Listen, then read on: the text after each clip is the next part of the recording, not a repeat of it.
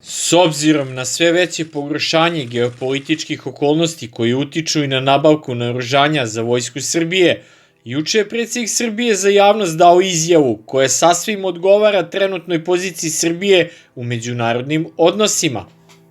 Dobrodošli u web browser igru Colonium, svet strategije, politike, ekonomije i vojne moći. Imaćete priliku da izgradite svoj grad, da stvorite svoj savršen ekosistem i da odlučite o sudbini vašeg naroda. Hoćete li se posvetiti politici i postati lider sile, donoseći odluke koje će oblikovati budućnost vaše države? Ili ćete se okrenuti ekonomiji, trgujući sa drugim igračima? A možda ipak izabrati vojni put, postati general i voditi svoje trupe ka slavi? Igrajte dan i noć, kreirajte svoju strategiju i osvojite kolonije, a na kraju pripojite i svoje sili. Vaši potezi će oblikovati tok igre i sudbinu vaše sile. Registruj se već danas preko linka u opisu videa. Naime, kako je prilikom obilaska vojnog aerodroma pukovnik pilot Milenko Pavlović u Batajnici najavio predsjednik Srbije, ako budemo kupovali, a verujem da hoćemo, kupit ćemo nove mašine, potpuno nove. To je izuzetno skupo i izuzetno teško je odvojiti novac. Ako budemo mogli, mi ćemo nabaviti Rafale, a ako ne budemo mogli da kupimo Rafale, nabavit ćemo negdje nešto drugo. Samo dan nakon uzbunjivanja dežurne jedinice ratnog vazduhoplovstva i protivvazduhoplovne odbrane i slanja dežurnog para aviona MiG-29 na zadatak presretanja i identifikacije nepoznatog objekta koji je uočen na zapadu Srbije iznad Valjeva, predsjednik Republike je posetio dežurnu jedinicu lovačke avijacije, angažovanu u sistemu stalno zadejstvovanih snaga za kontrolu i zaštitu suvereniteta vazdušnog prostora na aerodromu pukovnik pilot Milenko Pavlović u Batajnici. Na samom početku obilaska domaćin pukovnik Milan Elenkov, komandant 204. vazduhoplovne brigade, pohvalio se predsjedniku Srbije sa novim objektima za smeštaj dežurne pare na aerodromu pukovnik pilot Milenko Pavlović. Ova dva savremena namenska kaponira izgrađena su pre nekog vremena kao zamena za objekat iste namene Vranica na severozapadnom delu aerodroma koji je uništen tokom prve noći napada NATO snaga 1999. godine, ali do sada nisu javno prikazana. Predsjednik Srbije poručio da će Srbija zbog svoje vojne neutralnosti nastaviti da jača oružane snage, a naročito ratno vazduhoplovstvo i protivvazduhoplovnu odbranu. Danas ste mogli da vidite deo naših unapređenih mogućnosti, kako smo promenili ne samo izgled, nego i nivo funkcionalnosti naših 29-ki. Kada sam ja bio ministar odbrane, imali smo samo jedan operativan, a sada imamo 14. U toku je nabavka više novih lovačkih aparata za vojsku, uskoro ćete o tome biti obavešteni. Nabavljamo mnogo novih stvari za vojsku, ali pre svega se oslanjamo na domaću industriju. Veoma sam zadovoljan nekim stvarima. Dodaj i to, nekima nisam, ali još mnogo toga moramo da radimo. Posebno moramo da radimo na besposadnim vozilima i besposadnim letjelicama, dronovima, kako kamikazama, izviđačkim dronovima, kao i svim drugim. On je najavio da će na vojnom poligonu na Pešteru za 20 dana biti obavljeno i prvo operativno gađanje. Za 20 dana vidjet ćete prva gađanja srpskih dronova, komaraca i osica.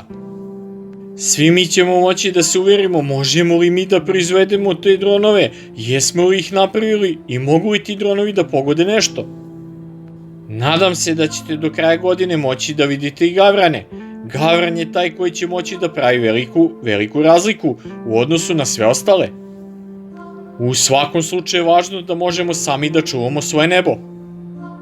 Predsjednik Srbije uskoro će se sastati sa predsjednikom Republike Francuske, Emmanuelom Macronom, sa kojim će između ostalog razgovarati o nabavci novih borbenih aviona za ratno vazduhoplovstvo Srbije. Mi ako budemo kupovali, a verujem da hoćemo, kupit ćemo nove mašine, potpuno nove.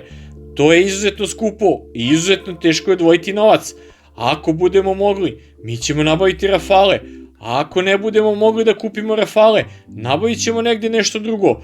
Uskoro ćete imati vesti o Rafalima ili nekim drugim letjelicama, rekao je predsjednik Srbije i dodao i to.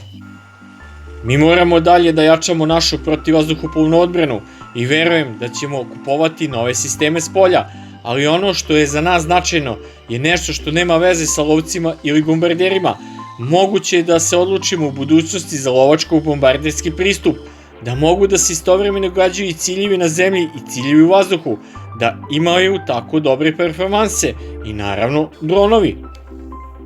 Srbija je razmatrala i dostignuća drugih zemalja na polju proizvodnje borbenih aviona. Što se tiče Kineza, oni su fantastični, samo što je problem kako to da uvezete. Sad razumem zašto su toliko radili protiv Srbije i na razbijanju Jugoslavije, jer da imate pomorski pristup, niko ne može da vam zabrani nešto da uvezete, a ovako, Kina ima fantastično naoružanje i oruđe, fantastičan napredak, o tome se malo govori, mi pripadamo zapadnoj hemisferi, ali to je čudesan napredak, i te kombinacije mnogo jeftinih aviona, lovaca i bombardera, to je stvarno nešto izuzetno, smatra predsjednik Republike. On je izrazio zadovoljstvo što je video tehniku i pilote koji su tu 24 sata, 7 dana u nedelji, svakog dana u godini. Za njih ne postoji dan odmora ili praznik. Oni uvijek moraju da budu tu i da brinu o bezbednosti i slobodi naše zemlje, kaže predsjednik Srbije.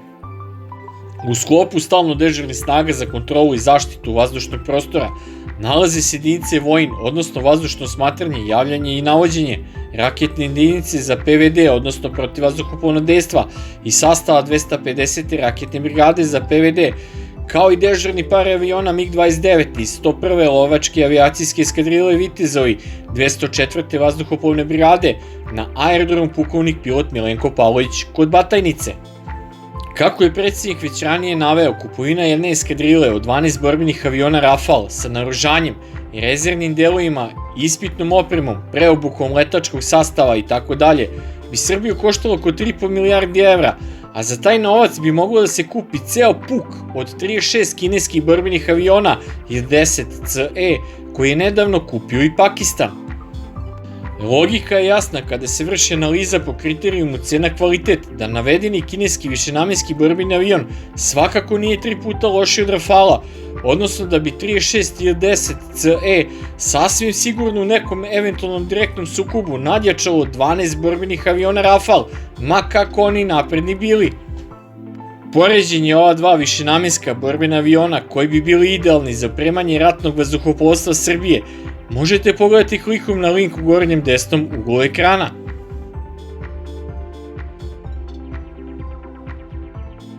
Sve u svemu, Srbija očigledno i dalje naginje ka kupovini francuskih višenamenskih borbenih aviona Rafale, ali kako vreme protiče, izgleda da njihova kupovina sve više dolazi u pitanje, jer je Francuska jedna od vodećih zemalja koja zagovara sasvim suprotan politički stav od srpskih interesa, pa je sve izglednije da to može da utiče i na vojnu bilateralnu saradnju sa tom zemljom.